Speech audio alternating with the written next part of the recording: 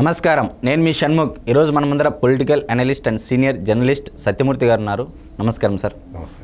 ఎన్నికలు సమీపిస్తున్న తరుణంలో రాజకీయ పార్టీలు ఒకరిని మించి ఒకరిని వ్యూహాలతో ముందుకెళ్తూ ఉన్నారు. సో అందులో భాగంగా జగన్మోహన్ రెడ్డి గారు గత 2 ఏళ్ల నుంచి ఒక మాట చెప్తా వచ్చారు, నేను సింహం సింగిల్గానే వస్తాను అని చెప్పేసి చెప్తా ఉన్నారు. కానీ ఇక్కడ ఒక విషయం ఏంటంటే, సింగిల్గా రావడం కష్టమా లేకపోతే సంకీర్ణంగా అంటే కలిసి రావడం కష్టమా అనేది ఒక ప్రశ్న మొదలైంది సార్. మరి దీనిపై మీరు ఏ విధంగా స్పందిస్తారు? ఇప్పుడు సింగిల్గా రావటం అనేది చాలా అత్యంత సులభమైంది. ఎందుకు ఒక కిరాణా షాపు అవన్నీ చూస్తాం కదా, ఒక మనిషే నడుపుతూ ఉంటాడు, ఏ డెసిషన్ అయినా తీసుకోవచ్చు. కానీ ఒక 2-3 పార్టీలు కలిసి రావటం అంటే వాటి మధ్య భావ సారూప్యత ఉండాలి. ఆ పార్టీలన్నీ సీట్ల అడ్జస్ట్మెంట్ చేసుకోవాలి. ఆ తర్వాత ఉమ్మడి మేనిఫెస్టో పెట్టాలి. ప్రజలకి ఈ పార్టీలన్నీ మేము కలిసి మీ శ్రేయస్సు కోసం మేము కలిసాము అన్న నమ్మకం కలిగించాలి. ఇంత ప్రక్రియ ఉంటుంది. అందువల్ల నేను సింగిల్గా వస్తాను అంటే సింగిల్గా వస్తాను అనేది అది ఒక బలహీనత. సింగిల్గా రావడం ఏదైనా కుస్తీ పోటీలు అనుకో, సింగిల్గా వెళ్ళటం బలం. కానీ రాజకీయాల్లో నేను ఒక్కడే వస్తాను, నేను సింగిల్గా వస్తాను, నేను సింహాన్ని అంటే అది బలహీనత కింద లెక్క. అవును సార్, వాస్తవం. అంటే నీతో పాటు కలిసి రావటానికి ఎవరు సిద్ధంగా లేరు. నువ్వు ఒంటరి వాడివి, నువ్వు ఏమీ చేయలేవు, నీ ఒంటెత్తు పోకడల వల్ల ఈ పరిస్థితి దాపరించింది అని జగన్మోహన్ రెడ్డికి అనుక్షణం అన్ని పార్టీలు గుర్తు చేస్తుంది. ఇప్పుడు మనం చూస్తే ఆంధ్రప్రదేశ్లో తెలుగుదేశం జనసేన కలిసి పోటీ చేయాలని ఇప్పటికే నిర్ణయించుకున్నాయి. భారతీయ జనతా పార్టీ అమిత్ షా ఎప్పుడైతే చంద్రబాబు నాయుడు పిలిచి మాట్లాడటం మొదలుపెట్టాడో భారతీయ జనతా పార్టీ కూడా ఈ కూటమిలో కలుస్తుంది అనేది ఇట్ ఈస్ ఒక రియాలిటీగా మారబోతూ ఉన్న అంశం. జనసేన బీజేపీ ఆల్రెడీ టచ్లోనే ఉన్నాయి. అంటే వాళ్ళు గత 4 సంవత్సరాలుగా ఆ 2 పార్టీలు పొత్తులో ఉన్నాయి. జనసేన తెలుగుదేశం పార్టీతోటి పొత్తులోకి వచ్చింది. అంటే ఓవరాల్గా 3 పార్టీలు కలిసి పోటీ చేస్తాయి అనే ఒక సంకేతం ఉన్నది, ప్రజలకు ఆల్రెడీ ఉన్నది. కాకపోతే ఏంటి అంటే భారతీయ జనతా పార్టీ కొన్ని వాళ్ళ జాతీయ స్థాయిలో వాళ్ళు చూసుకోవాలి, వాళ్ళు ఎన్డీఏని బలోపేతం చేసుకోవాలి.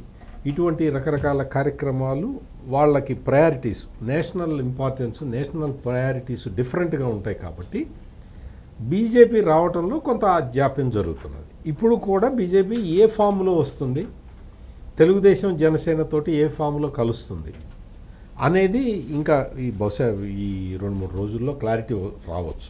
కానీ భారతీయ జనతా పార్టీ మాత్రం వాళ్ళు ఇప్పుడు ఏం చేస్తున్నారు అంటే, మొత్తం దేశంలో ఉన్న అన్ని రాష్ట్రాలలో మన రిప్రజెంటేటివ్స్ ఉండాలి. అంటే లోక్సభలో అన్ని రాష్ట్రాలలో భారతీయ జనతా పార్టీ ప్రతినిధులు ఉండాలి అనేది వాళ్ళు ఒక టార్గెట్ పెట్టుకున్నారు. అంటే ఇప్పుడు ఉదాహరణకి ఆంధ్రప్రదేశ్ ఉన్నది. ఆంధ్రప్రదేశ్లో భారతీయ జనతా పార్టీకి ఒక్క పార్లమెంటు స్థానం కూడా రావడానికి అవకాశం లేదు. అంటే మామూలు పరిస్థితుల్లో. ఇప్పుడు అందుకని ఆ ప్రయారిటీ తోటి ఇప్పుడు కేరళ మారిపోయింది. కేరళలో భారతీయ జనతా పార్టీకి సీట్లు రాబోతున్నాయి. తమిళనాడులో కూడా వాళ్ళు గట్టి పోటీ ఇవ్వబోతున్నారు. బహుశా నేను అనుకోవటం ఒక 2-3 స్థానాల్లో తమిళనాడులో కూడా గెలవటానికి అవకాశం ఉంది. ఇంకపోతే వెస్ట్ బెంగాల్లో అయితే చాలా స్ట్రాంగ్గా ఉన్నది. అంటే ఇటువంటి బీహార్లో అయితే నితీష్ కుమార్ వచ్చి కలవటం వల్ల భారతీయ జనతా పార్టీ సింగిల్గానే అక్కడ బలంగా ఉంది.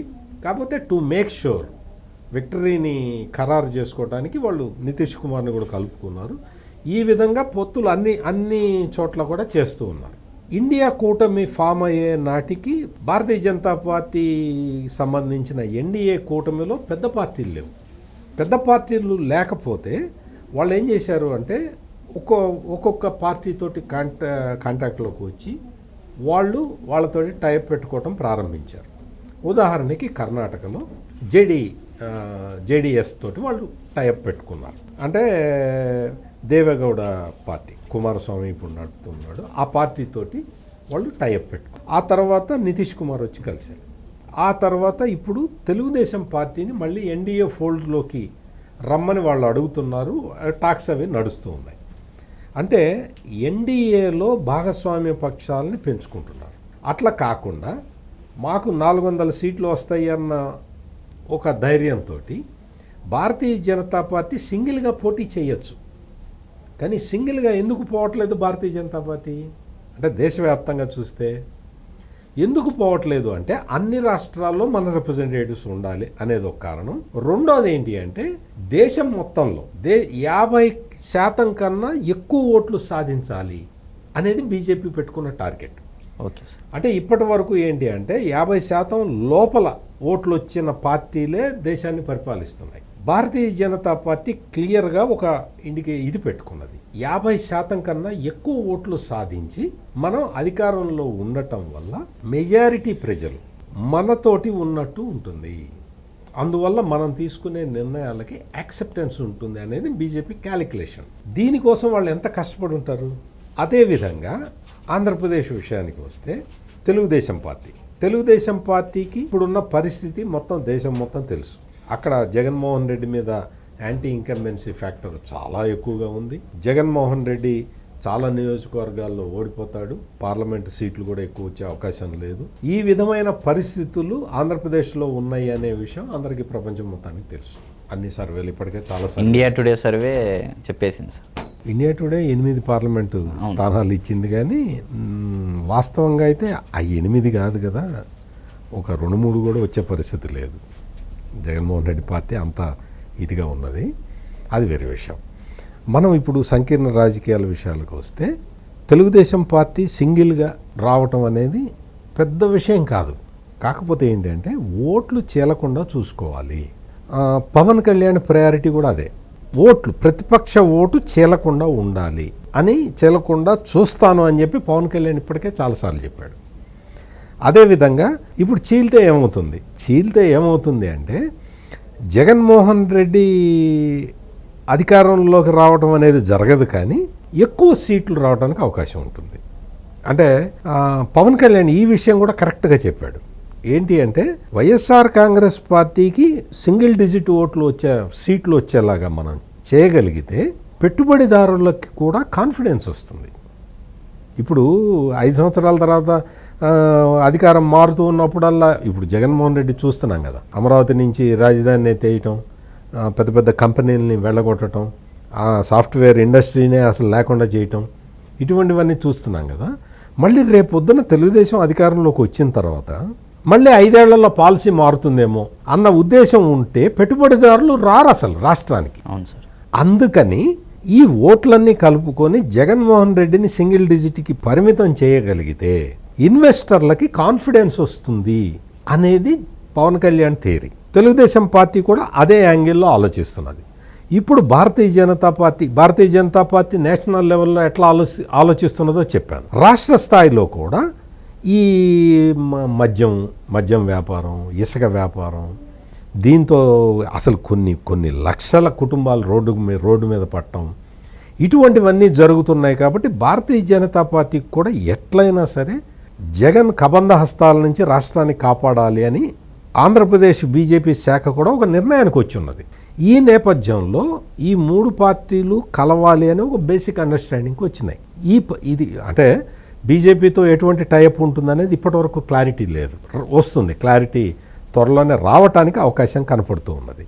మెయిన్గా ఇక్కడ ఏంటంటే ఇప్పుడు జగన్మోహన్ రెడ్డి ఉన్నాడు, ఆయన ఇష్టం వచ్చిన వాళ్ళకి టికెట్ ఇవ్వచ్చు, ఆయన ఇష్టం లేని వాళ్ళని తీసేయచ్చు, ఈ విధమైన ఒక డెసిషన్స్ తీసుకోవచ్చు. అంటే ఎవరిని కన్సల్ట్ చేయాల్సిన పని లేదు. ఆయన ఒక రాజులాగా, మోనార్క్ లాగా మిగిలినవన్నీ ఆదేశిస్తూ ఉంటే ఎవరో సలహాదారుడు సజ్జల రామకృష్ణారెడ్డి ఎవరో చెప్తూ ఉంటారు, పనులన్నీ జరిగిపోతుంటాయి. కానీ సంకీర్ణ రాజకీయాలు అట్లా ఉండవు. అన్ని పార్టీల అధినేతలు కూర్చొని మాట్లాడుకోవాలి, ఒక నిర్ణయానికి రావాలి, సీట్లు సర్దుబాటు చేసుకోవాలి. సీట్ల సర్దుబాటు సమయంలో ఏదైనా ఒక ఇది వస్తే, ఏది తేడా వచ్చిందనుకో, వాళ్ళ నాయకుల్ని సర్దుబాటు చేసుకోవాలి, వాళ్ళకి చెప్పాలి, వాళ్ళని కన్విన్స్ చేయాలి. అంటే ఎంతో ఓపికతో ఈ పని చేయాల్సిన పరిస్థితి ఉంటుంది. ఇటువంటి ఓపికతో ఇటువంటి పని చెయ్యాలి అంటే రాజకీయంగా నీకు పరిజ్ఞానం ఉండాలి, రాజకీయంగా నీకు అవగాహన ఉండాలి. ఇవన్నీ లేకుండా నేను సింగిల్గా వస్తానంటే సింగిల్గా రావటం నీ బలహీనత. మరైతే ఈరోజు సంకీర్ణ రాజకీయాల పట్ల ఏ విధంగా అయితే రాజకీయ పార్టీలు వెళ్తా ఉన్నాయో ఎన్నికలు సమీపిస్తున్న తరుణంలో ఎలా ఉంటుంది, సింగిల్గా వస్తే ఎలా ఉంటుంది, సంకీర్ణంతో వస్తే ఎలా ఉంటుంది అనేది మనకు చాలా బాగా వివరించారు. మరొక అంశంతో మళ్ళీ కలుద్దాం. నమస్కారం.